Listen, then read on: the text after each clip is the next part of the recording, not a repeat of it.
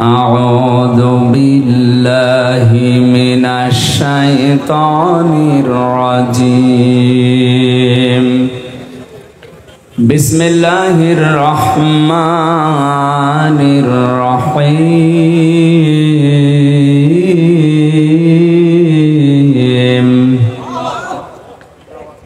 إنا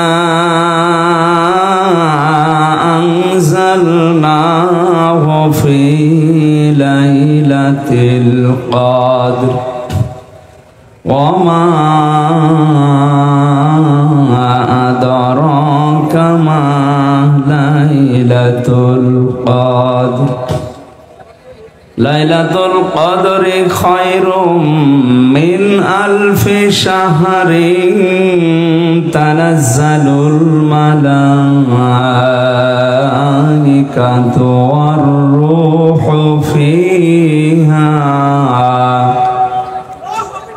والروح فيها بإذن ربهم من كل أمر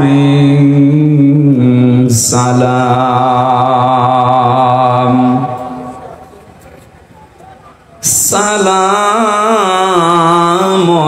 هي حتى مطلع الفجر صدقت يا ربنا.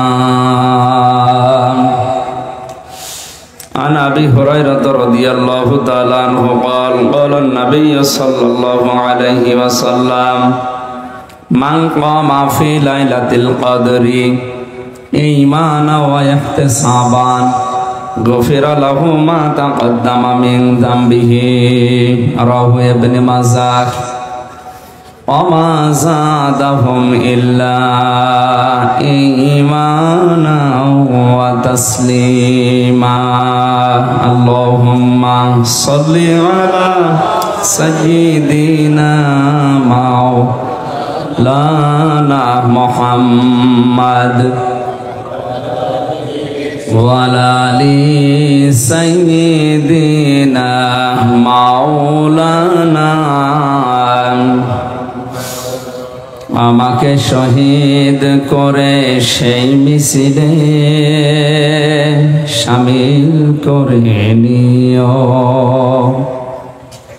যে মিছিলের নেতা আমির হামজা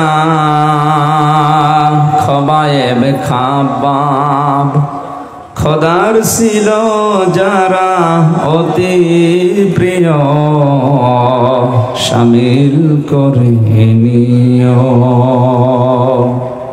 আলহামদুলিল্লাহ।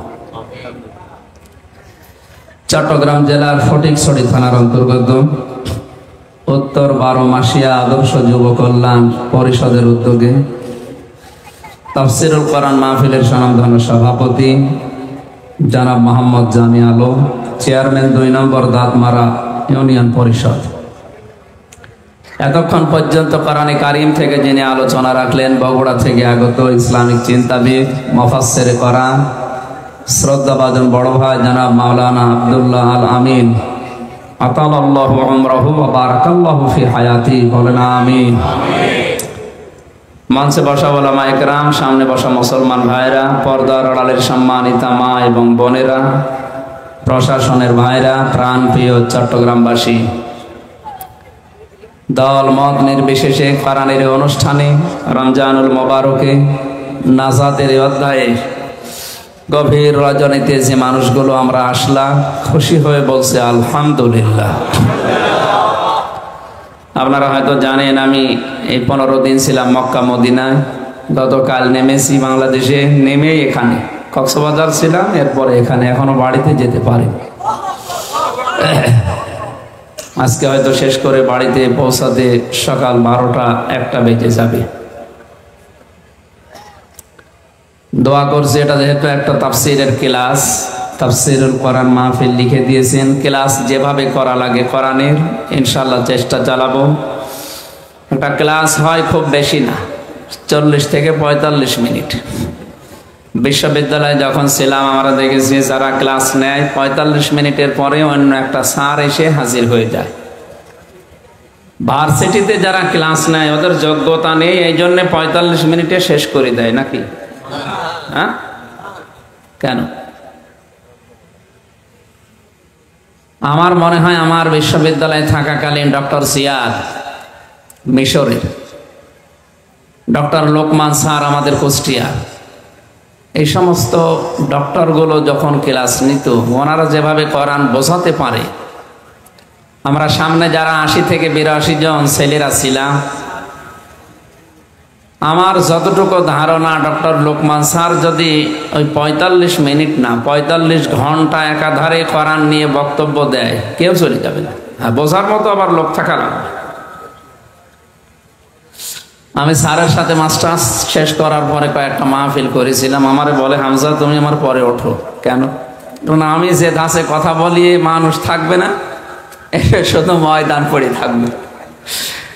তুমি আমার পরে ওঠো, আমি অন্তত কিছু আধা ঘন্টা 45 মিনিট একটা ক্লাস নিয়ে চলে যা। মানুষ জানি যে ওরা যাবে না, থেকে যাও শেষ পর্যন্ত।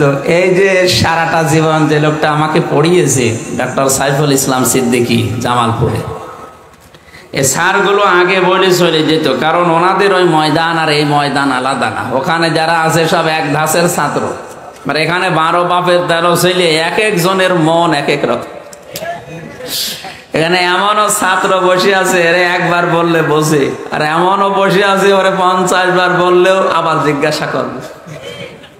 এইরকম ক্লাস নেওয়া একটু কঠিন। তারপরও আমরা চেষ্টা চালাবো, আল্লাহর তৌফিক কামনা করি। আল্লাহ যেন সহজ সরল ভাষায় কিছু কথা আমার মুখ দিয়ে হেদায়েতের নিয়তে বের করে দেন। জেলখানায় 3টা বছর পার করে কিছুদিন আগে এসেছি।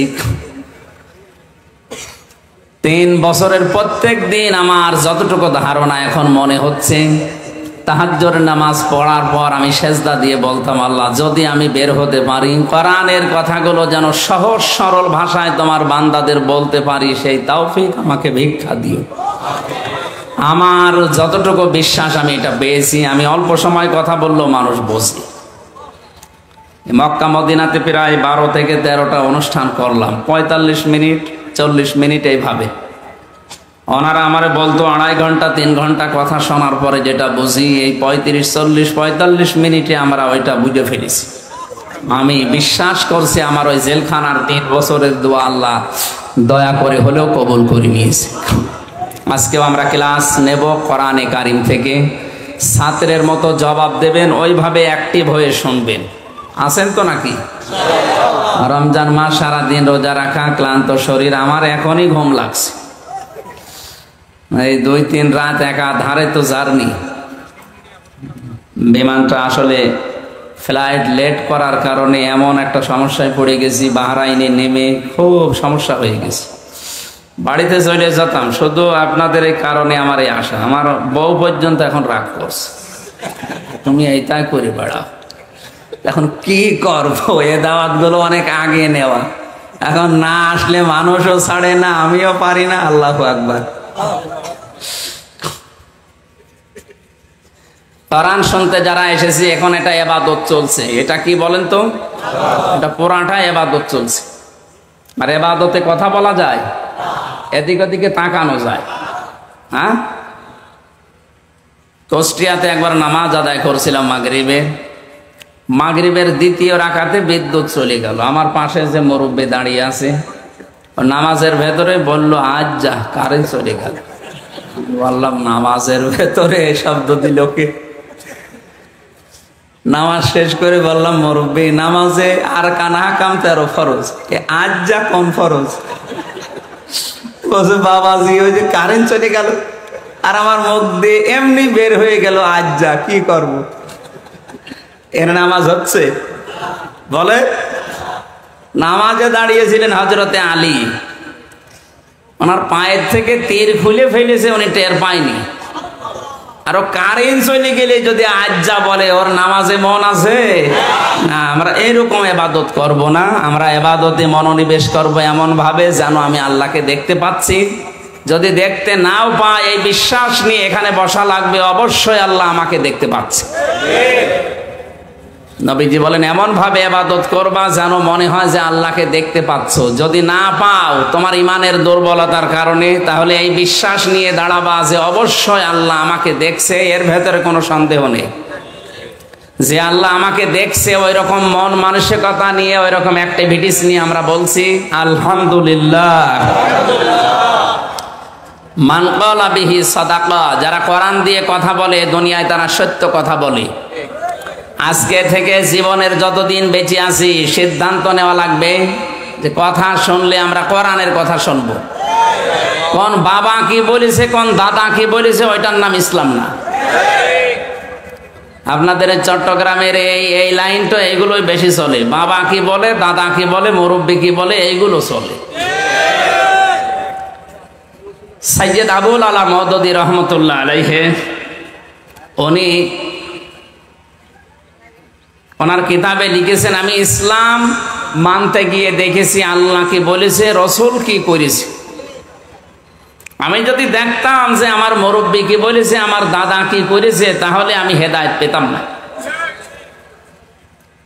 এই জন্য যারা আকাবির আকাবির করে লাফান, আকাবির শব্দটা কোরআনে কারিমে কি অর্থে ব্যবহার হয়েছে যারা কোরআন পড়তে পারে জিজ্ঞাসা করেন তো। কাফেরদের চরিত্র ছিল ওইটা, কোরআন দিয়ে নবীর আদর্শ দিয়ে ডাক দিলে ওরা বলতো না ও কথা আমাদের দরকার নেই, আমাদের বাপ দাদা মুরব্বী আকাবিররা যা রেখে গেছে ওইটাই আমাদের জন্য যথেষ্ট। এ কথা কাফেরদের। কাদের? এই রোগ এখন আমাদের ভেতরে ঢুকেছে। কোরআনে কারিমে আল্লাহ পাক বলেন, ওয়াইদা কিলা লাহুম তাআলাউ ইলা মা আনজালাল্লাহু ওয়া ইলার রাসূলি ক্বালু হাসবুনা মা ওয়াজাদনা আলাইহি আবাআনা। ওয়া মানে এবং ইদা মানে যখন, কিলা মানে বলা হয়, তাআল মানে আসো, ইলা মানে দিকে, মা মানে যা, আনজালাল্লাহ মানে আমি আল্লাহ নাজিল করেছি, ওয়া ইলার রাসূলি আমার রাসূলের আদর্শের দিকে আস। হে নবী আপনি দেখবেন অনেক মানুষ আপনার সামনে আছে, তারা বলবে ক্বালু, একজন দুইজন এটা বহু বছর, অনেক মানুষ এমন বলবে হাসবুনা আমাদের জন্য যথেষ্ট, মা ওয়াজাদনা যা আমরা পেয়েছি, আলাইহি আবানা আমাদের পূর্বপুরুষ, মুরব্বী, বাপ দাদা, আকাবির, পীর সাহেব, এদের কাছে আমরা যা পেয়েছি এইটাই যথেষ্ট, আপনার কথা আমাদের শোনা লাগবে না। এই চরিত্র ছিল কাফেরদের। কাদের? এই জন্য অন্ধভাবে পৃথিবীতে বিশ্বনবী মোহাম্মদ রাসূলুল্লাহ বাদ দিয়ে কাউকে মেনে নেওয়া জায়েজ নেই। সে যত বড় মুরব্বী হোক আর যত বড় পীর সাহেব হোক, কথা মানতে গেলেই দেখতে হবে এ লোকটা কথা কোরআন দিয়ে বলে কিনা। হ্যাঁ, এখানে আর একটা সমস্যা আছে, বিশেষ করে বাংলাদেশ আর ভারতে। এক কথা বলবেন না, ভালো করে শুনেন। নবীজির হাদিসের প্রথম শব্দ ছিল মান ক্বালা বিহি সাদাকা, যারা কোরআন দিয়ে কথা বলে এরা সত্য কথা বলে। কিন্তু বাংলাদেশের এই 64 জেলার, ভারতের কয়েক একটা প্রদেশ ঘুরে দেখলাম কোরআন দিয়ে কথা বলছে, কিন্তু ব্যাখ্যার নামে অধিকাংশ জায়গায় হচ্ছে অপব্যাখ্যা। বাংলাদেশের ফরিদপুরে একজন আছে, ওই দরবারে একবার যে দেখি তেলাওয়াত করছে, ইয়া আইয়ুহাল্লাযীনা আমানুত্তাকুল্লাহা ওয়াবতাগু ইলাইহিল ওয়াসিলা ইলা আখিরি আয়াত। সূরা মায়েদার 35 নম্বর আয়াত আসরের নামাজের পরে পড়লো। ইমাম সাহেব ব্যাখ্যা করছে, এই ছেলে কথা বলেন তো,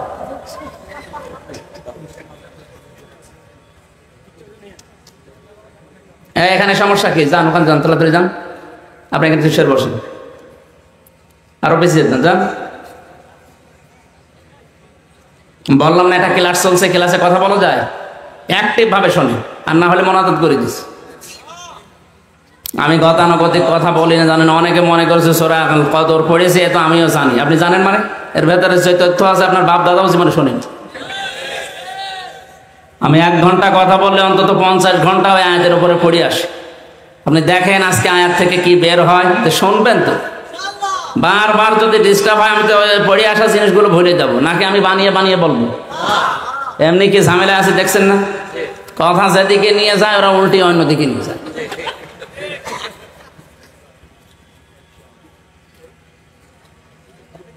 চট্টগ্রামবাসী কোরআনে কারিম থেকে যে কথাটা বলছিলাম, উনি তেলাওয়াত করার পরে অর্থ করছে, ও হে যারা ইমানের দাবি করো, আল্লাহকে ভয় করো, আর আল্লাহ পর্যন্ত পৌঁছাতে মাধ্যম তালাশ করো। আর এই মাধ্যম হচ্ছে পীর সাহেব। এই আয়াতের অর্থ হয়েছে, উনি তো কোরআন দিয়ে এই কথা বললেন। এই যে ব্রাহ্মণবাড়িয়ায় যে মাওলানা গুলো কয়েকজন আছে, এনারাও তো কোরআনের আয়াত পড়েই বলে। মানুষ মনে করে কোরআন দিয়ে সুর করে মাওলানা আব্দুল্লাহ আলামিনের মতো কারি সাহেবের তেলাওয়াত, এ মনে হয় এ কোরআনের কথাই। অথচ পীর সাহেব ওসিলা এ শব্দ কোন তাফসিরে আছে আপনি দেখেন তো। 42টার উপরে এখন বাংলাদেশের তাফসির পাওয়া যাচ্ছে। ভার্সিটিতে থাকাকালীন অধিকাংশ গুলো এই ওসিলা শব্দ দিয়ে আমি মিলিয়েছি। সব মুফাসসির আয়াতের ব্যাপারে একমত, আল্লাহর দরবারে পৌঁছাতে ওসিলা তালাশ করো। ওসিলা মানে নেক কাজ। ওসিলা মানে কি? এ পৃথিবীতে ওসিলা মানে নেক কাজ, এইটাই তাফসিরের ভাষা। যত বড় বড় মুফাসসিরে দুনিয়া থেকে বিদায় নিয়েছে, যারা তাফসির লিখেছে, তারা কোরআনে কারিমের ওসিলা শব্দের ব্যাখ্যায় নেক কাজ লিখলো। আর আপনি পীর সাহেব বানিয়ে দিলেন নিজের ধান্দা, নিজের ব্যবসা ঠিক রাখার জন্য। এই জন্য বলছি, কোরআন দিয়ে কথা বললে সত্য কথা বলে, হ্যাঁ ঠিক আছে, কিন্তু কোরআনের কথা হওয়া লাগবে কোরআন দিয়ে। আপনি তো কোরআন দিয়ে কথা বলার পরে মন মতো ব্যাখ্যা করছেন। এই জন্য ওইটা বোঝার মতো যোগ্যতা আপনাকে আগে আবার অর্জন করা লাগবে। তাহলে কোরআনের তাফসীর শুনে আপনি নিজেও আনন্দ পাবেন, মজা পাবেন। মসজিদে নববীতে ওই জায়গাটা এখনো পর্যন্ত সবুজ কার্পেট দিয়ে ঘিরে রাখা আছে, যেখানে সাহাবায়ে কেরাম নবীর কণ্ঠে কথা শুনতেন, তাফসীর শুনতেন, হাদিস শুনতেন। আসহাবে সোফা বলা হয়। খেয়ে না খেয়ে তারা মাসের পরে মাস ওখানে পড়ে থাকতো। তারা বোঝার মতো যোগ্যতা অর্জন করেছিল। খাবার হোক বা না হোক, এই মানুষগুলো ওখানে পড়ে থাকতো। আজও আমরা যদি কোরআনে কারিমের ভাষা শোনার পরে বোঝার মতো যোগ্যতা অর্জন করতে না পারি, আপনি মজাও পাবেন না, আনন্দও পাবেন না। কিছুক্ষণ পরে দেখবেন উঠে চলে যাচ্ছেন। কোরআনে কারিম জানিয়েছে, ওয়াইদা কিসামিউ মা উনজিলা ইলার রাসূলি তারা আয়ুনাহুম তাফিদু মিনাদ দামি'i মিম্মা আরাফু মিনাল হক ইয়াকুলুনা রাব্বানা আমান্না ফাকতুবনা মা'আশ শাহিদিন। সূরা মায়েদা 7 নাম্বার পারার 1 নাম্বার পৃষ্ঠার 1 নাম্বার লাইনে 83 নাম্বার আয়াতে আছে। এটা তাফসিরে ফি জিলালিল কোরআনে পাবেন। সৈয়দ কুতুব রহমাতুল্লাহ আলাইহি জেলখানায় বসে বসে তাফসির লিখেছেন। আল্লাহ পাক বলেন, হে নবী, আপনি যখন কোরআন মানুষকে শোনাবেন, যারা এর মর্মবাণীগুলো উপলব্ধি করার ক্ষমতা রাখে, বোঝার মতো যোগ্যতা যাদের আছে, দেখবেন তাদের চোখ দিয়ে মনের অজান্তেই পানি পড়ছে। কোরআনের আলোচনায় সবার চোখে পানি আসবে না, সবার মনও গলবে না। এটা বোঝার মতো, আপনাকে অনুধাবন করার মতো জ্ঞান থাকা লাগবে আপনার। এজন্য নবীজি কোরআন আবু বকরের সামনেও পড়েছিলেন, আবু জেহেলের সামনেও পড়েছিলেন। দুইটা নামের আগে আবু আছে। এক আবু কোরআন শোনার পরে হয়ে গেছে সিদ্দিক আকবর। কথা বলেন না কেন? তার ঈমান যা ছিল আরো বেড়ে গেছে। আর এক আবু কোরআন শোনার পরে ও সিদ্দিক আকবর হয়নি, ও হয়েছে মোরাক্কাবে আবু সাহেল।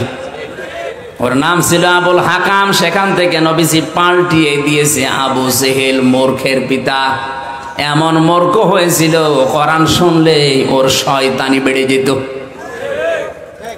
এই জন্য বোঝার মতো, অনুধাবন করার মতো যোগ্যতা থাকলে আপনারও আবু বকরের মতো ঈমান বাড়বে। এমনিতে আপনার চোখ দিয়ে পানি চলে আসবে, আপনি টেরও পাবেন না। মসজিদে নববীতে অসময়ে বসে হযরতে আবু বকর চোখের পানি ফেলে শিশুর মতো কাঁদছিলেন। নবীজি আসলেন, ডাক দিয়ে বলে, আবু বকর কাঁদো কেন, কি হয়েছে? এ অসময়ে মসজিদে কাঁদো? হযরতে আবু বকর ওই দিন বলেছিলেন, হে রাসূল, আল্লাহ আমাকে মাফ করবে তো। অথচ জান্নাতের সার্টিফিকেট তিনি দুনিয়াতে 1 নম্বরে পেয়েছেন। জীবিত অবস্থায় জান্নাতের সার্টিফিকেট যিনি হাতে পেয়েছেন, তিনি অসময়ে মসজিদে বসে বসে চোখের পানি ফেলে শিশুর মতো কাঁদতেছে হাউমাউ করে।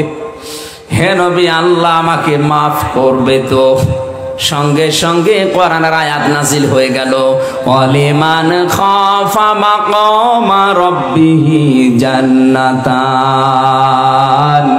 ফাবিআইয়ি আলাই রাব্বিকুমা তুকাদ্দিবান। আল্লাহ পাক বলেন, হে নবী, আমার আবু বকরকে আপনি সুসংবাদ দেন। নিজের অপরাধের কারণে গনার কথা স্মরণ করে, নিজের ভুলের কারণে যে লোকটা এত বেশি অনুশোচনা করতে পারে, এত বেশি কাঁদতে পারে, আমি আল্লাহ পাক তার জন্য ডবল জান্নাত ঘোষণা করে দিলাম। এজন্য কোরআনের আলোচনায় সবার চোখে পানি আসবেন, এটা বোঝার মতো যোগ্যতা আপনার আগে থাকা লাগবে। আমি আবার বলছি, কোরআন দিয়ে কথা বললেই সত্য কথা বলে। তাহলে আমার এ দেশের অনেক আলেম যারা আছে, কোরআন পড়ে নিজের মন মতো নিয়ে যায়, ওইটা কি সত্য কথা? এই যে একটা তার ভেতরে বললাম, কোরআনের আয়াত পড়ছে, উযকুরুল্লাহ যিকরান কাসীরা, আল্লাহর জিকির করো বেশি পরিমাণে। এই বলে জিকির কিছুক্ষণ করেছে, সুবহানাল্লাহ, আলহামদুলিল্লাহ, আল্লাহু আকবার, লা ইলাহা ইল্লাল্লাহ। এবার শুরু করেছে ইয়া আলী বাবা, শাহ আলী বাবা, দয়াল বাবা, হো হো। এ কি জিকির? না। অত কোরআনের আয়াত পড়েই শুরু করেছিল। আমার মনে হয় বিষয়টা এখনো ক্লিয়ার হতে পারেননি। নবীজির কথা ছিল, মান ক্বালা বিহি সাদাকা, যারা কোরআন দিয়ে কথা বলে এরা কি কথা বলে? কিন্তু কথা বলা লাগবে সত্যি কোরআন দিয়ে। আজ কোরআনের কথা হাজারো মানুষ আয়াত পড়ছে ঠিক, কিন্তু সঠিক কথাটা তুলে ধরে না। এজন্য কাবারও অনেক ইমাম দেখলাম এখন জেলে। যারা তুলে ধরে তারা এখন অধিকাংশ জেলখানায়। কাবা শরীফের মতো জায়গায় 12-13 জন ইমামের প্রায় 4-5 জন বড় বড় যারা, সব এখন জেলখানায় মাটির নিচে।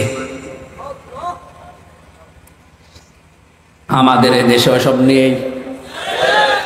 আপনি জেলখানায় গিয়ে দেখেন কত আলেম এখনো কোরআনের হক কথা বলার কারণে পস্তেছে। কোরআনের সঠিক কথাগুলো তুলে ধরতে গিয়ে যারা জেলখানার অন্ধপ্রকোষ্ঠে ফাঁসির ওই কন্টেম সেলের ভেতরে ঢুকে ঢুকে দিন পার করছেন, আপনার লস নেই। আপনি যে ইবাদত করছেন, আমি তো নিজে থেকে দেখলাম, ওই ইবাদত বাংলাদেশের বাইরে থেকে জীবনও সম্ভব না। কারণ বাইরে এসে আমি এখনো পর্যন্ত কোরআনে কারিমকে এই 2 মাসে 2টা খতমও পড়তে পারলাম না। বুঝে পড়া অর্থ কত দূরের কথা। অথচ ওখানে প্রতি 7 দিনে পড়া কোরআন নামাজে আমার একবার শেষ হয়ে যেত, আর বাইরে অর্থ সহ একবার শেষ হয়ে যেত। 24 ঘন্টা আল্লাহ ফ্রি সময় আমাকে দিয়েছিল। আরে 2 মাস 2.5 মাসে একটা সেকেন্ডও বের করতে পারছি না। সব সময় ব্যস্ততার ভেতরে আল্লাহ লুকিয়ে রেখেছে। আমি আবার বলছি, কোরআন দিয়ে কথা বললে সত্য কথা বলে না, ওটা আবার কথা বলা লাগবে কোরআন দিয়ে। যারা ওয়াবতাগু ইলাইহিল ওয়াসিলা, ওসিলা মানে পীর সাহেব এই ব্যাখ্যা করছে। মাথায় যদি একটুখানি মগজও থাকে, আমার মনে হয় আপনিও স্বীকার করবেন এ ব্যাখ্যা ভুল। বলেন বলেন। ওসিলার প্রথম অর্থ কি বললাম? আরো জোরে বলেন। এটা তো আমি বানালাম। দ্বিতীয় অর্থ নবীর সম্মান। এই দুনিয়াতে যারা নেক কাজের ওসিলা দিয়ে দোয়া করেছিল, তাকান তাদের দোয়ার দিকে।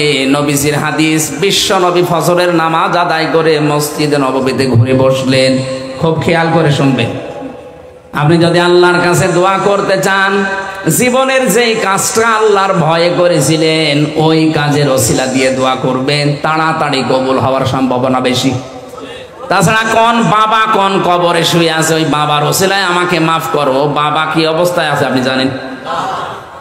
নবীজি জানিয়েছেন কবরে যারা থাকে ওরা সমুদ্রের ভেতরে থাকে, সেই তো বিপদে আসেছে যেই হোক, আর আপনি বলছেন না উনি জান্নাতে পৌঁছিয়ে গেছে, কে গ্যারান্টি দিল আপনাকে?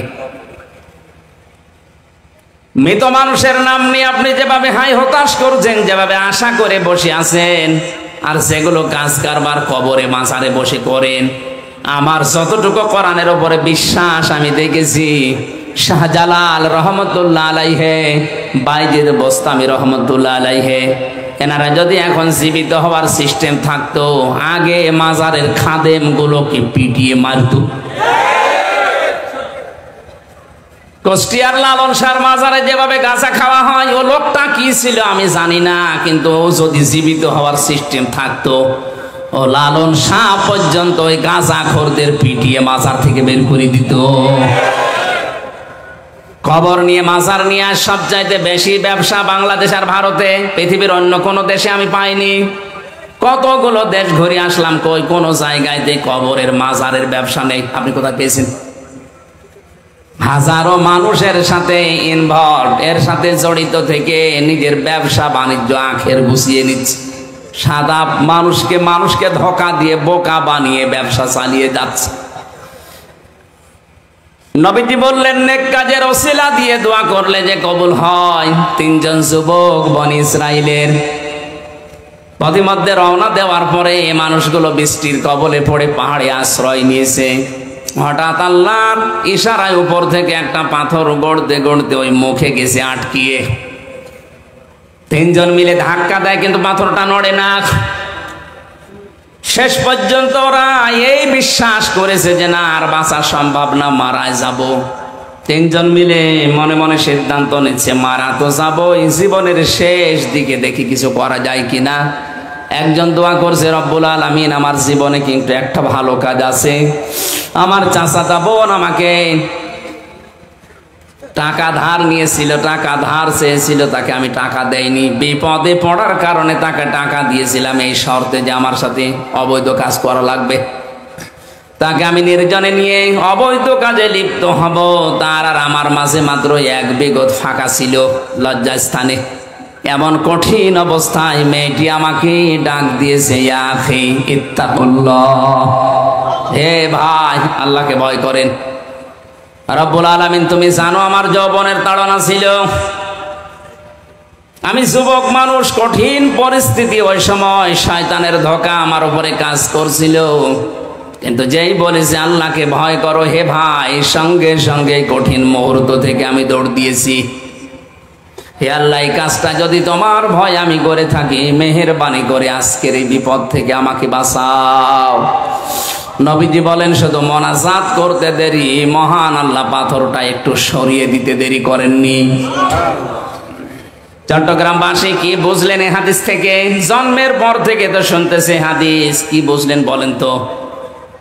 যৌবনের এই মহা তাড়নার সময়, চরিত্রের এই মহা দুর্যোগের সময়, এই যুবক যদি এই মুহূর্তে অন্যায় কাজটা না করে আল্লাহর ভয়ে ফিরে আসতে পারে, আজ আমাদের হাতে কম্পিউটার, মোবাইল যাদের আছে, ল্যাপটপ আছে, ইন্টারনেট আছে, এর মাধ্যমে কত গুনাহ করা সম্ভব।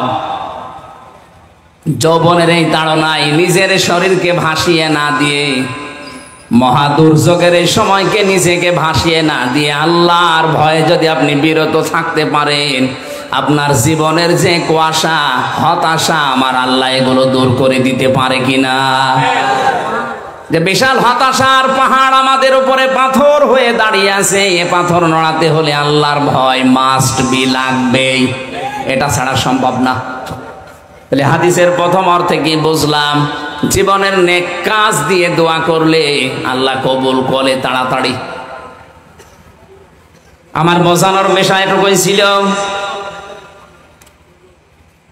ওসিলা শব্দের অর্থ আল্লাহ নিজে বললেন এটা নেক কাজ, আর আপনি নিজে পীর সাহেব বলে মানুষকে ধোঁকা দিয়ে বোকা বানিয়ে দরবারের কাজ চালিয়ে যাচ্ছেন। কোরআন দিয়ে কথা বললেই সত্য কথা বলে, এটা ঠিক না। কথা বলেন? হ্যাঁ, কথা হওয়া লাগবে, ব্যাখ্যাটা সম্পূর্ণ। বানানো মন গড়া ব্যাখ্যা হলেই দেখবেন ওর ভেতরে ব্যবসার ধান্দা আছে। দ্বিতীয় ব্যক্তি দোয়া করছে, রব্বুল আলামিন আমি একজনকে কাজের লোক নিয়েছিলাম, লোকটা কামলা দিয়ে টাকা পয়সা না নিয়ে চলে গেছে। চিন্তা করলাম এই টাকা যদি আমি আত্মসাৎ করি কেউ কিছু বলবে না, কিন্তু তোমার ভয় আমাকে বাধ্য করেছে, তার এই টাকা দিয়ে আমি একটা মুরগি, একটা ছাগল, এভাবে আস্তে আস্তে ছাগলের একটা পাল বানিয়েছিলাম।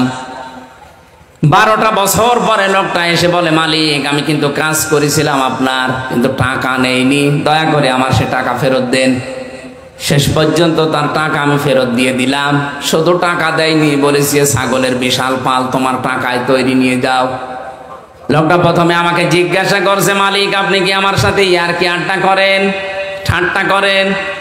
মাত্র হয়তো 500 টাকা আপনার কাছে আমি পাবো, আপনি কি ছাগলের পাল আমারে দিয়ে দেন? হেমাবন তুমি জানো ওই সময় যদি তাকে 500টা টাকা দিয়েই বিদায় করে দিতাম, ও কিছু টেরও পেত না, বলতো না। কিন্তু তার টাকা দিয়ে যেহেতু এগুলো তৈরি, আর শ্রমিকের ঘাম শুকিয়ে যাওয়ার আগে তার টাকা তার হাতে দেওয়া দরকার। শ্রমিকের মর্যাদা মূল্য এত বেশি দিয়েছেন আল্লাহর নবী বলেন, আল কাসিবু হাবিবুল্লাহ, যারা কাজ করে খায় এরা সাধারণ মানুষ না, এরা আল্লাহর বন্ধু। জোরে বলেন আল্লাহু আকবার। বাংলাদেশে যাদের কোনো কাজ কাম নেই, শুধু বসে বসে খায়, এরা এখন আল্লাহর বন্ধু। এই হাদিসের পুরা উল্টা না? বলেন বলেন। লাকাদ খালাকনাল ইনসানা ফি কাবাদ, আমি মানুষকে বানিয়েছি কষ্টের পরে কষ্ট সহ্য করে। আপনি যদি পরিশ্রম না করেন, কষ্ট না করেন, তা আপনাকে আল্লাহ বানিয়েছে কি খেলা করার জন্য? সুতরাং আজ 48,000 পীরের দরবারে দেশে অধিকাংশ পীরের কোনো কাজ নেই, শুধু দরবারে বসে খাওয়া, ওদের পেট আর জহ্বা বড় করা ছাড়া কোনো কাজ আমি দেখছি না। ইসলামের শিক্ষা ব্যবস্থার উপরে এত বড় একটা ঝড় বয়ে গেল। আপনি একটা পীরকে দেখান তো যে রাজপথে নেমে 10 লক্ষ মুরিদ নিয়ে এই মিছিল দিয়েছে, যেটা আমরা মানি না, দেখান। কোনো কাজ নেই, কাম নেই, শুধু বসে বসে খাবেন আর আপনি আল্লাহর ওলি দাবি করবেন। আপনাকে আল্লাহর ওলি ভাবাও গোনাহ। পৃথিবীর কোন নবী এ দুনিয়াতে বসে বসে খাইনি, আমি পাইনি। 25 জন নবীর কথায় দুনিয়ায় কোরআনে কারিমে আল্লাহ দিয়েছেন। প্রত্যেকের জীবনী আমি তাফসীর থেকে পড়ে দেখেছি, প্রতিটি নবী এ দুনিয়াতে কাজ করে খেতেন। হযরতে আদম আলাইহিস সালাম তিনি কৃষি কাজ করে খেতেন। হযরতে দাউদ আলাইহিস সালাম তিনি কামার ছিলেন, লোহা পিটিয়ে সোজা করতেন। আমাদের নবী মুহাম্মদুর রাসূলুল্লাহ তিনিও এই দুনিয়াতে ব্যবসা করে খেয়েছেন, বসে খাননি। আর আমরা এমন অলি হয়ে বসে আছি, কোনো কাজ নেই, শুধু হাদিয়ার উপরে আছি। বলেন সুবহানাল্লাহ, আরো জোরে বলেন নাউজুবিল্লাহ। শ্রমিকের মাল যারা আত্মসাৎ করেন, পয়সা যারা মেরে খান, দুইটা ক্ষতি হবে আপনার। যারা শ্রমিকের সম্পদ মেরে খান, টাকা পয়সা শ্রমিকের মেরে খান, 1 নম্বরে জীবনে ওই দিন থেকে মরণ পর্যন্ত আপনার কোনো ইবাদত মাথার উপরে উঠবে না। 2 নম্বরে যখন মারা যাবেন, আল্লাহ নিজে আপনার বিরুদ্ধে মামলা দিবেন। আজ বাংলাদেশের দিকে তাকান, কত মানুষ শ্রমিকের মাল, শ্রমিকের টাকা মেরে খাচ্ছে, ডাইরেক্ট ইনডাইরেক্ট। এক কথা বলেন না কেন? কত মাঝে মাঝে এই দেখি শ্রমিকরা আন্দোলন করে,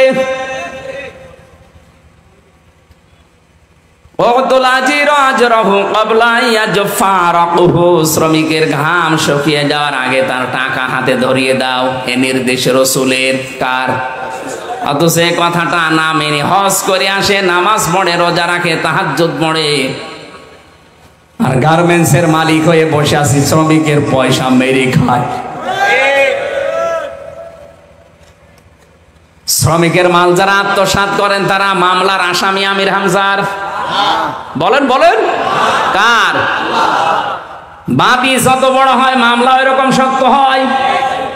আমার মামলার বাদী যদি দুনিয়ায় কোনো সলি মধ্যে থাকতো, 3 বছর না 3 দিনও আমার জেলে থাকা লাগতো না। কারণ আমি যেখানে চাকরি করতাম আকিস গ্রুপে, আপনি কয় টাকা নেবেন, টাকা দিয়ে হলো আমার 3 দিনের ভেতরে বের করে ফেলতো। তেমন একজন বাদী, টাকা দিয়ে কাজ হবে? মামলার বাদী যদি শক্ত হয়, মামলা যত উপরে উঠুক না কেন জামিন নেই। যে মামলা আমারে দিয়েছিল, মামলা তো সিএমএম কোর্টে, ম্যাজিস্ট্রেট কোর্টে জামিন হয়ে যাওয়ার কথা সর্বোচ্চ 3 মাসে, অথচ ম্যাজিস্ট্রেট কোর্ট ফেরত দেয়, জজ কোর্ট ফেরত দেয়, হাই কোর্ট পর্যন্ত বলে না কিছু করার নেই, হাত বাঁধা। বলেন এসরের মধ্যে যদি হয়তো কয় লাখ টাকা নেবে, ওরা একটু ভয় ভীতি দেখালে উল্টিয়ে যেত। তেমন একজন বাদী, ওরে ভয় ভীতি দেখিয়েও কাজ নেই। হাইকোর্টের বিচারপতিরা পর্যন্ত বলে না, যতক্ষণ পর্যন্ত সিগন্যাল না আসবে ততক্ষণ আমরা সই করতে পারবো না। বলেন সুবহানাল্লাহ। তাহলে মামলার বাদী যত বড় হয়, কথা বলেন, শ্রমিকের টাকা যারা মেরে খান এদের বিরুদ্ধে মামলা দায়ের করবে সরাসরি কে? তাহলে মামলা কত বড় আপনি টের পাচ্ছেন। এ হাদিস পড়ার পরে আমার মনে হয় বাংলাদেশে অনেক মানুষ এখন আল্লাহর মামলার আসামি। শ্রমিকের মাল আত্মসাৎ করবেন না, এটা মারাত্মক অপরাধ। জীবনের ইবাদত বন্দেগী কবুল হওয়া শেষ, আপনি আল্লাহর মামলার আসামি। আরে ভাই, যিনি বিচার করবেন তিনি যদি মামলার বাদী হয়, তে রায় আপনি কি পাবেন টের পাচ্ছেন?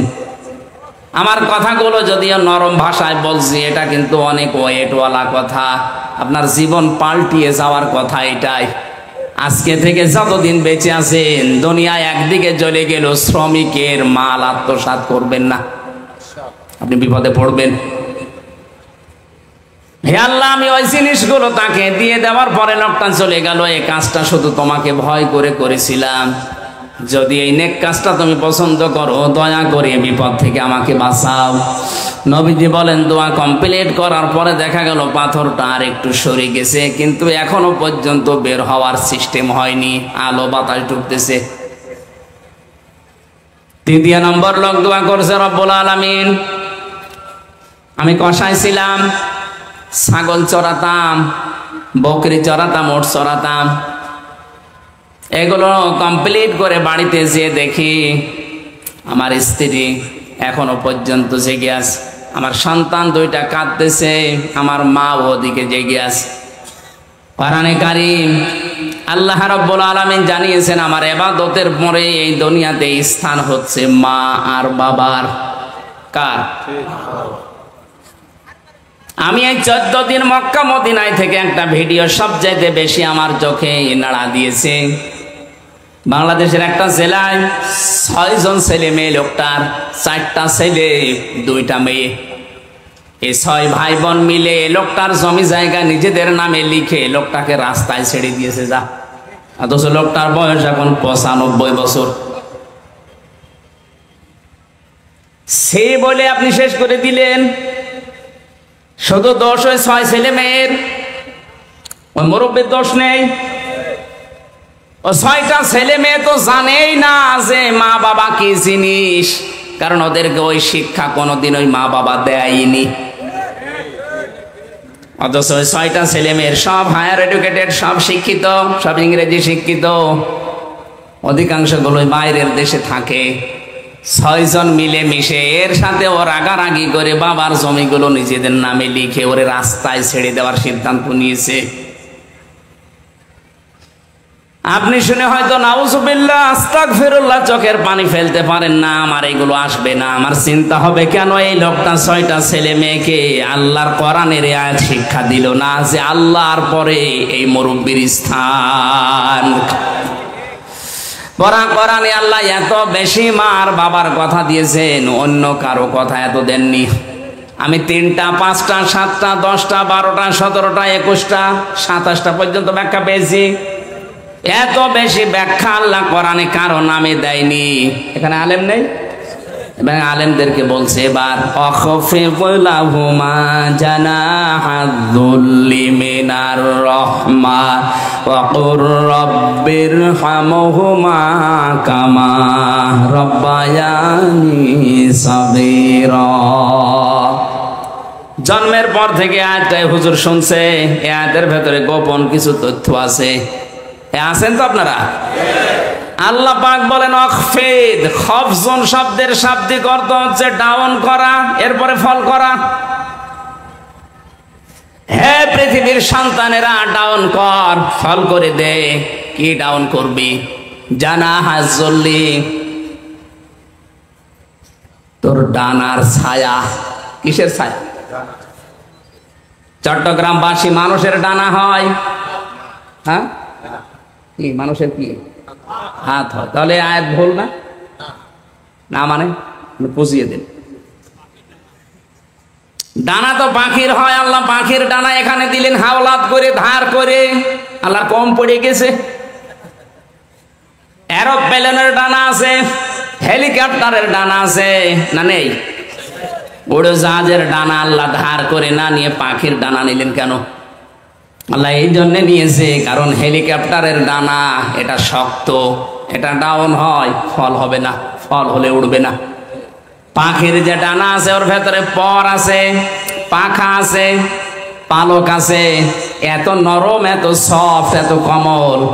একটার সাথে আরেকটা যখন লেগে যায়, পাখি যখন এভাবে করে ফল করে দেয়, বাচ্চাগুলোর নিচে কিচির মিচির একটা আওয়াজ দিয়ে অনির্বচন সুখ অনুভব করে। শব্দটা কি বললাম? একটা অনির্বচন সুখ অনুভব করে। এই জন্য দেখবেন কিচির মিচির আওয়াজ দিচ্ছে। আল্লাহ পাক পাখির ডানা হাওলাত করে আমির হামজাকে লাগিয়ে জানাতে চেয়েছেন, হামজা, তোর মা আর বাবা যতদিন দুনিয়ায় বেঁচে থাকে ওরা যেন এই বিশ্বাস করতে পারে যে আমার হামজা থাকতে আমাদের কোনো অসুবিধা নেই। চট্টগ্রামবাসী আমাদের মা বাবাকে এখন মনে করতে পারছে? বলেন বলেন, পারে না। কাদের কারণে? আমি যে 7 জনের নাম পেয়েছি তার ভেতরে 1 নম্বরে অধিকাংশ মার বাবা সন্তানের জন্য এখন এই ধারণা আর করতে পারে না যে আমার হামজা থাকতে অন্তত আমাদের মরণ পর্যন্ত আর অসুবিধা নেই। এটা পারে না 1 নম্বরে বোর কারণে। নাকি বেশি বলে ফেলবে? আজ হাজারো বউ নিজের মা বাবাকে যেই নজরে দেখে, শ্বশুর শাশুড়িকে ওই নজরে দেখলে কোনোদিনই বাংলাদেশে কোনো পরিবারে কোনো ছেলে আলাদা হতো না। আমি নিজে একজন জামাই, এখানে যারা আছে প্রায় সব জামাই।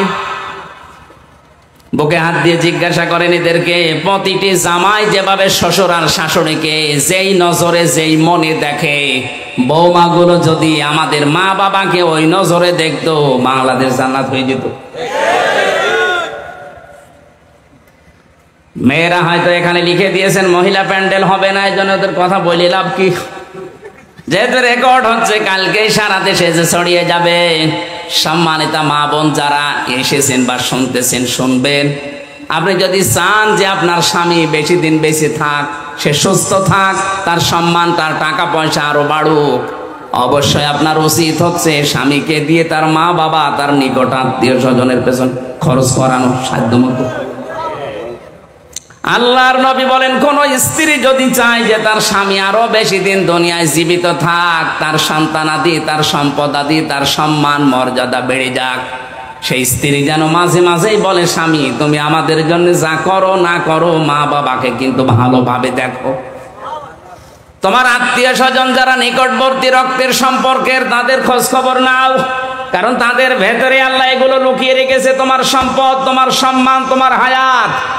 আর অধিকাংশ বউ এগুলো থেকে আরো আমাদের নিষেধ করে, করতে দেয় না। তাহলে ওরা চায় যে আমরা তাড়াতাড়ি মরে যাই। কথা বল না? আমার তো হাদিস পড়ার পরে তাই মনে হচ্ছে, যেই বউ তার স্বামীকে দিয়ে তার মা বাবা, তার বোন, তার ভাই, তার ভাইয়ের ছেলে এদের খোঁজ খবর নিতে মানা করে, নিষেধ করে, করতে দেয় না, করলেই রাগ করে, বুঝতে হবে ওই স্ত্রী চায় যে আমার এই স্বামী তাড়াতাড়ি মরে যাক, আমি নতুন স্বামী ধরবো। আমার মনে হয় ওর কোন পরকীয়ার লাইন আছে।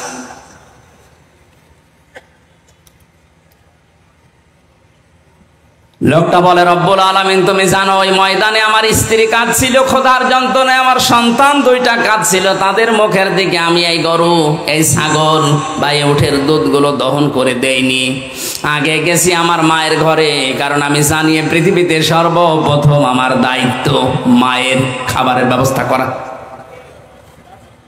সর্বপ্রথম আপনার সম্পদ আপনার মায়ের জন্য খরচ হবে, এটা তো আমি বানালাম। সূরা বাকারা 2 নম্বর পারা 12 নম্বর পৃষ্ঠা 13 নম্বর লাইনের 215 নম্বর আয়াতের প্রথম অংশে আল্লাহ জানিয়েছেন, ইয়াসআলুনাকা মাযা ইউনফিকুন।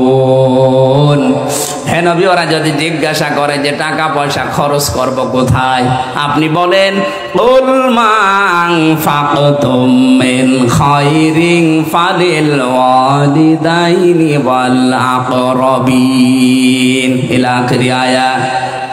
ভালো ভালো কাজে খরচ করো। দুনিয়ায় যত ভালো কাজ আছে তার 1 নাম্বার ভালো কাজ নিজের মা আর বাবার জন্য ব্যয় করা। সুবহানাল্লাহ বলতে পারেন না? এই তালিকা বানিয়েছে কে? আরো জোরে বলেন। সর্বপ্রথম মা বাবা, এরপরে নিকট আত্মীয়। এ দুনিয়ায় সবচাইতে বেশি নিকটে থাকে আপনার স্ত্রী, নাকি? এরপরে আপনার সন্তান, এরপরে আপনার চাচা, ভাই, ফুফু, এরপরে আস্তে আস্তে দূরে যান। চট্টগ্রামবাসী এলাকাতে আমি আপনাকে নাম ধরে বলছি, আল্লাহ তালিকা বানিয়ে দিলেন যে জীবনের টাকা পয়সা ইনকাম করলে উপায় করবে, এভাবে এভাবে খরচ করবে, তালিকা দিয়ে দিলাম। মা বাবা, স্ত্রী, সন্তান, ভাই, চাচা, ফুফু, কয়জনের বললাম? এই যে সিরিয়াল করছেন আল্লাহ, এই 7টা সিরিয়াল বাদ দিয়ে আপনি যদি একবারে চলে যান সেই বরিশালে, এই কথা না বোঝার ভান করে আছেন না? আপনি মিটি মিটি হাসতেছেন মানে? নাকি সিরিয়াল আমি বানালাম? আমি তো আয়াত নাম্বার, পারা নাম্বার, পৃষ্ঠা নাম্বার, লাইন নাম্বার পর্যন্ত বললাম। আপনি বাড়ি যেয়ে মিলান তো, এই সিরিয়াল আল্লাহ বানিয়েছে। আল্লাহর এই 7টা সিরিয়াল বাদ দিয়ে আপনি একবারে 8 নাম্বারে বরিশাল চলে যাচ্ছেন। বরিশালের কথা এখানে আছে, সিলেটের কথা আছে, চট্টগ্রামের কথা আছে। কোন কারণে ওখানে চলে যাচ্ছেন এই 7টা বাদ দিয়ে? এই লোকটা কি বসে না যে সর্বপ্রথম নিজের বউকে দেওয়া লাগবে, নিজের ছেলেকে মেয়েকে না, আগে মায়ের নাম। এই জন্য মাকে আগে দিয়ে এরপরে স্ত্রী সন্তানকে আমি দিয়েছিলাম। আল্লাহ, তোমার আদেশ মানতে গিয়ে কাজটা আমি করেছিলাম, দয়া করে বিপদ থেকে আমাকে বাঁচাও। নবীজি বলেন, জীবনের নেক কাজের ওসিলা দিয়ে দোয়া করার সঙ্গে সঙ্গে আল্লাহ পাথর সরিয়ে দিয়েছেন। আজ আমাদের জীবনে যাদের হতাশার কালো পাহাড় পাথর হয়ে আছে, জীবনে হতাশা, কর্মজীবন নেই, জীবনে রোগ শোক থেকে মুক্ত হতে পারছি না, টাকা পয়সা হাতে থাকে না, হাজারো সমস্যা নিয়ে জর্জরিত। আমাদের উচিত এখন মা বাবার খেদমতে যতটুকু পারা যায় নিয়োজিত রাখা। তাহলে আমাদের জীবনের যে বিশাল পাথর, এটা আমার আল্লাহ সরিয়ে দিতে পারে না? পারে না? 6 ছেলে মেয়ে মিলে ওকে রাস্তায় বের করে দিয়েছে, যান। এমনিতে দেয়নি, কারণ আল্লাহর ঘোষণা তো ওই লোকটা ছেলে মেয়েকে শোনায়নি, পড়ায়নি। আপনিও যদি ওই রকম করেন, আপনার আজকে যে বাড়িতে ছিলাম ওর 8টা ছেলে, এদেরকে যদি কোরআনে কারিমের আয়াত শিক্ষা না দেওয়া হয়, ওই মা বাবাকে একদিন না একদিন ওরাও 8 ভাই মিলে বাড়ি থেকে বের করে দেবে। কারণ জানে না যে মা বাবা কি জিনিস। শিক্ষা ব্যবস্থা এখন যেগুলো চলছে, এভাবে যদি চলতে থাকে, আগামী 10 বছর পরে মার বাবা কিও সন্তান চিনবে না। বাইরের দেশের মতো বৃদ্ধাশ্রমে আপনাকেও রেখে আসবে। এই জন্য একটা কাজ করতে পারেন। আমারও 2টা মেয়ে আমি মাদ্রাসায় আগে দিয়েছি, যে আগে কোরআন হাদিস পড়ে আমরা যে কি এটা আগে জানুক। আমার মেয়েকে আমি ডাক্তার বানাবো নিয়ত করেছি, ডাক্তার বানানো নিষেধ না, কিন্তু কোরআনে কারিম আগে শিক্ষা দিয়ে ওর ভেতরে বীজ তৈরি করে দে যে আমি যে কি, আল্লাহর পরে যে আমার স্থান, কোনোদিন যেন আমার মর্যাদাও ভুলে না যায়, এটা আগে জানুক। ও ডাক্তার হোক, ইঞ্জিনিয়ার হোক, বৈজ্ঞানিক হোক, কোনো অসুবিধা নেই। ওই লোকটার 6টা ছেলে মেয়ে তো বড় বড় জায়গায় আছে, কিন্তু কোরআনের আয়াতগুলো তাকে শিক্ষা না দিয়ে এখন লোকটাই 95 বছর বয়সে আশ্রয় হয়েছে কোথায়?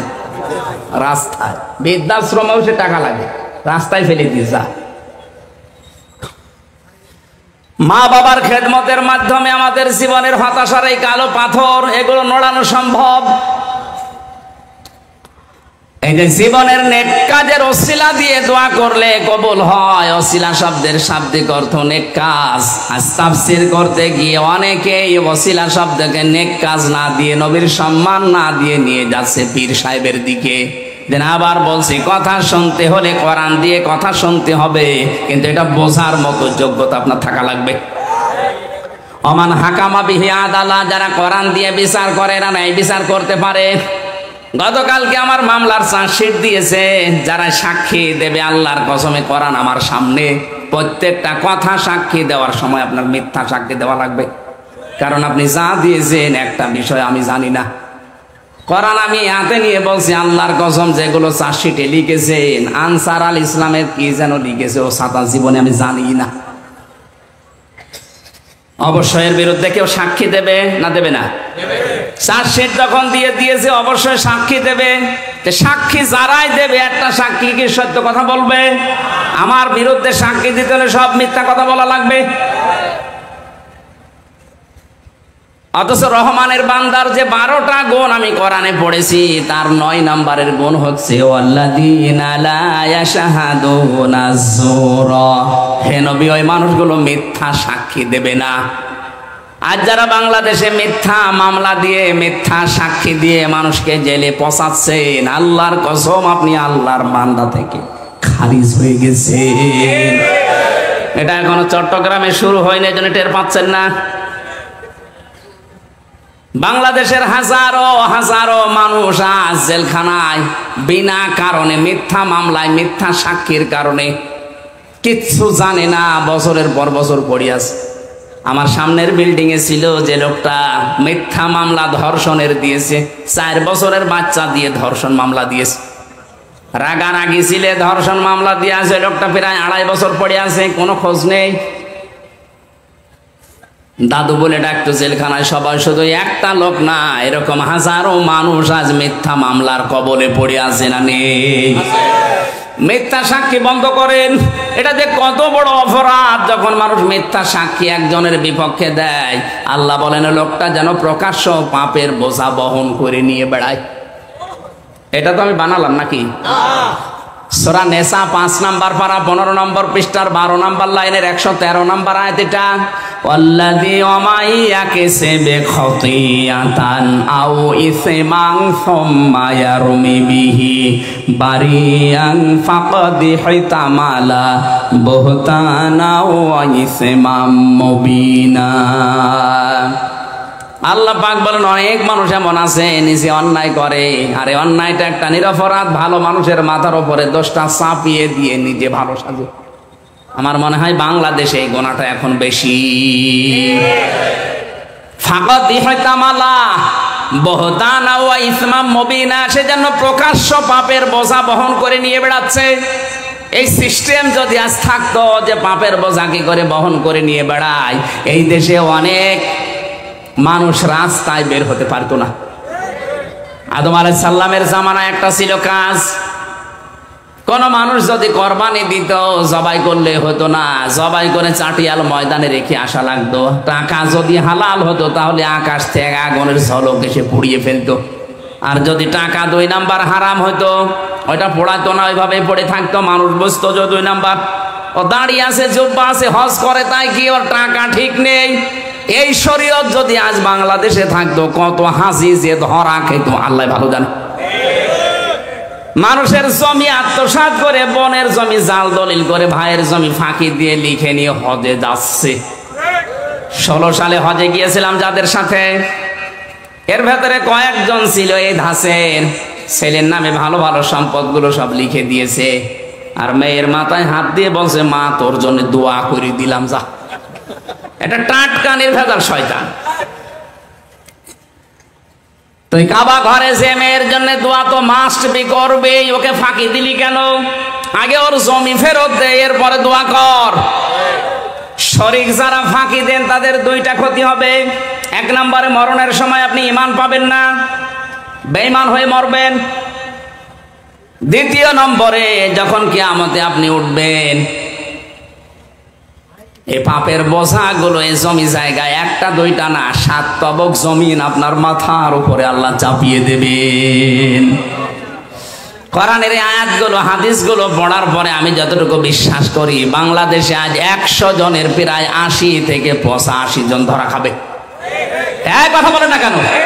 অধিকাংশ মানুষ যারা আত্মসাৎকারী, রাষ্ট্রীয় সম্পদগুলো মনে করে নিজের, অথচ রাষ্ট্রীয় সম্পদগুলো যে আমানত, রাষ্ট্রীয় চেয়ারগুলো যে আমানত, ওটার মনে নেই। যে যখন চেয়ারে বসে সে তখন গিয়ারে উঠে যায়, মনে করে জীবনে আর এখান থেকে নামা লাগবে না। নিচে যারা থাকে তাদের উপরে এত অবিচার অত্যাচার করে, আমার মনে হয় চেয়ারের পায়া খুলে পড়ে দেওয়ার কথা। চেয়ারে বসার পরে কোনো মানুষ যদি নিচের অধীনস্থ লোকদের উপর অত্যাচার করে, জুলুম করে, বিনা কারণে তাদেরকে ট্রান্সফার করে দেয়, তার চাকরির উপরে হুমকি দেয়, এই চেয়ারের পায়া কাঁপতে থাকে। আল্লাহর আরশ পর্যন্ত কাঁপা আরম্ভ করো জুলুম হলে। আদম আলাইহিস সালামের জামানার যে শরীয়ত, আমাদের দেশে যদি ওই শরীয়ত এখন নাজিল হতো, বলেন তো এ দেশে অনেকেই ঘর থেকে বের হতে পারতো? মিথ্যা সাক্ষী দিয়ে আমাকে 3টা বছর আপনি অন্ধকারে রাখলেন, আপনিও তো বের হতে পারতেন না। আমরা মামলার আয়ু থেকে শুরু করে যারাই সংশ্লিষ্ট, আল্লাহর কসম একজনও কিয়ামতে মাপ পাবে না যতক্ষণ আমি মাপ না করব। এখন যদি বলেন আপনি আল্লাহর উপরে না, আল্লাহর উপরে না, আল্লাহ আমাকে জানিয়েছে যে জুলুম তো আল্লাহর উপরে হয়নি, হয়েছে কার উপরে? আমি যতক্ষণ মাপ না করব ততক্ষণ এই 3টা বছর যদি ফেরত না দেন, আপনি কিয়ামতে মাপ পাবেন না। শুধু আমি একা নাকি? এই বলেন না কেন? আজ হাজার হাজার মানুষ এই মিথ্যা সাক্ষীর কারণে জীবনটা তছনছ হয়ে গেল তাদের। আরে ভাই, একটা মানুষ যদি 10 বছর জেলে থাকে, ওর বউ, ওর স্ত্রী, সন্তান, ওর ছেলে মেয়ে, বলেন ঠিক থাকবে? এমনি নষ্ট হয়ে যাবে। আপনি কি করছেন আপনি টের পাচ্ছেন? থামেন, আপনি এখনো থামেন। মিথ্যা মামলা দেওয়া, মিথ্যা সাক্ষী দেওয়া বন্ধ করেন, নাই তো আপনি আল্লাহর মামলার আসামি।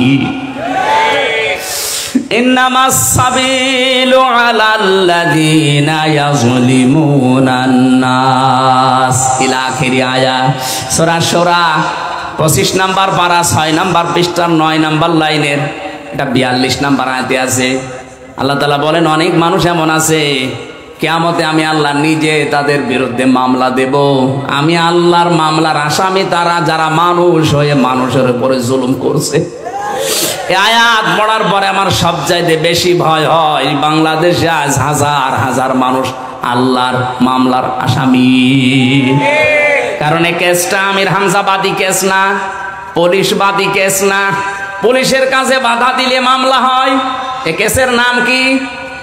পুলিশবাদী কেস। কি হয়? মানুষ হয়ে মানুষের ওপর যারা জুলুম করছেন, এটা কিন্তু আল্লাহবাদী কেস। না জানি আপনি এখন আল্লাহর মামলার আসামি হয়ে মারা যাচ্ছেন কিনা। যতই হজ করেন, যতই তাহাজ্জুদ পড়েন না, হবে না। আপনি তো যার তার মামলার আসামি হয়ে গেছেন। আপনি আল্লাহর মামলার আসামি, যিনি বিচার করবেন তিনি বাদী। আপনি নিজেই বলেন আপনি এখন যাবেন কোথায়?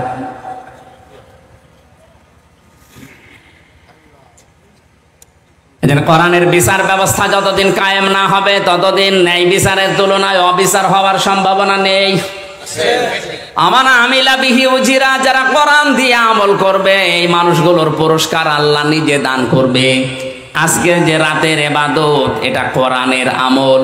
কিসের আমল? আল্লাহ রাব্বুল আলামিন সবে কদর নামে যে শব্দটা কোরআনে কারিমে দিয়েছেন, এরকম 500 আয়াত কোরআনে আছে। কোরআনের আমল এগুলো, তার ভেতরে আজকের এটা। আল্লাহ পাক বলেন, ইন্না আনজালনাহু ফি লাইলাতিল কদরি ওয়া মা আদরাকা মা লাইলাতুল কদরি। অবশ্যই আমার এই কোরআনে কারিমকে আমি আল্লাহ নাজিল করেছি কদরের রাতে। মাওলানা আব্দুল্লাহ আলামিন ভাই বলছিলেন না, আজকের রাত সেই কদর হতে পারে।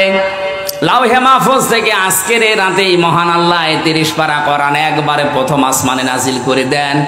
দীর্ঘ 23 বছরে নবীর জীবনে আস্তে আস্তে করে আমাদের কাছে এসে পৌঁছিয়েছে। এত মর্যাদা, এত দাম হয়ে গেছে রাতটার। আমরা অনেকে এখানে জানি লাইলাতুল কদরি খায়রুম মিন আলফি শাহর। এটার অর্থ কি? না না, এখানে কি আলফন ওয়াহিদুন আছে? কোনদিন তো একবারের জন্য সে জন্মের পর থেকে সূরা কদর পড়ছেন, চিন্তা করেছেন আল্লাহ আলফন ওয়াহিদুন যদি দিতেন তাহলে 1000 বছর হইতো। আলফন ওয়াহিদুন আছে, আলফন শাহরুন আছে, এটা 1000 বছর না, 84 বছর 4 মাস না, এটা হাজার হাজার বছর। কত এটা আল্লাহ ছাড়া কেউ জানে না। এটা তাফসিরে ইবনে কাসিরে আছে, আল্লাহ আলফন ওয়াহিদুন দিলে 1000 বছর হয়তো, আলফন শাহরুন দিয়েছেন এটা 1000 বছর না, হাজার হাজার বছরের চাইতে আল্লাহর কাছে উত্তম আজকের এই রাতটা এটা হয়ে যেতে পারে। এই রাতকে অন্যতম নাম দিয়েছেন আল্লাহ নিজে, লাইলাতুল কদর। আর একটা নাম আছে লাইলাতুল মুবারাকা।